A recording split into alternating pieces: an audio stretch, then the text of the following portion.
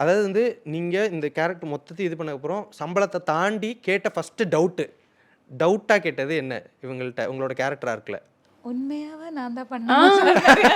அப்படிதான் கேட்டேன். நிஜமா நான் தான் பண்றேனா அப்படி கேட்டேன். ஏன் இப்படியே சொல்லிருக்கீங்க நீங்கள்? நிஜமாக நான் தான் பண்ணுறேன்னா நான் இந்த கேரக்டர் அது அப்படின்னு நம்ப முடியலங்க. நமக்கு ஒரு டக்குன்னு ஒரு நம்ம யூடியூப் பண்ணியிருக்கோம். அடுத்து ஒரு நம்மளை வச்சு ஒரு லீடா ஒரு பெரிய ஹாட் ஸ்டார்ல வந்து பண்றாங்கங்கிறப்போ ஒரு லீடுங்கிறப்ப நிறைய பெரிய ஆர்டிஸ்ட்லாம் இருப்பாங்கல்ல, அவங்க தானே மேக்ஸிமம் பண்ணுவாங்க. நிறைய ப்ராஜெக்ட்ஸ் வந்து ஓகேன்னு சொல்லி எண்ணில் போயிட்டு வேற ஆள் மாத்திருவாங்க, அந்த மாதிரிலாம் நடக்கும்ல. ஸோ அந்த மாதிரி ஒரு பயம்.